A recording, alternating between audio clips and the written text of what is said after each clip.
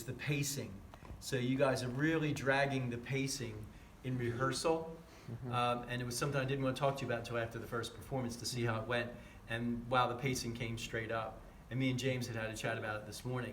Is kind of waiting for your partner to finish speaking before you do.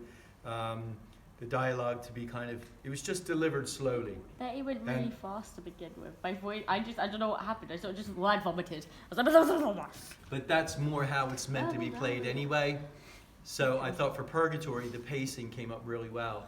Ella, what you did for Sarah was awesome. It just brought it up because you've just been sitting there, and now suddenly you were showing that interest. You were listening. You were doing things, putting on your lipstick, all that kind of stuff. It was great.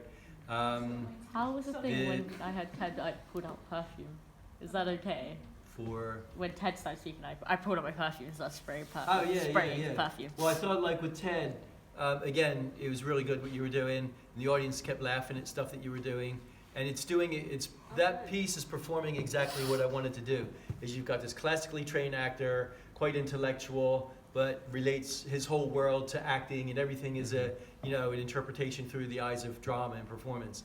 And then you've got this guy on the other side of the wall who's just reading the paper, having a drink, unshaven, couldn't give a rat's ass about any of that stuff, and then the clash. And it's all these counter contextualizations going on. And then you had Sarah on the other side of the wall who was similar to John, and is kind of romantic and fluffy. And the way you interrupt them and don't give them a chance to speak, and the way you're responding to it is really good.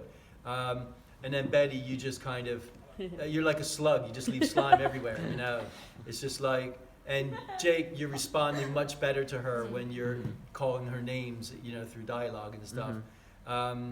And Betty, you're a lot sharper now with your responses and things. Like before, it's almost like you were thinking about what you were going to do, where now you're doing it. And at your desk, the lamp makes a big difference as well. I don't turn into Batman. The Pound of Flesh,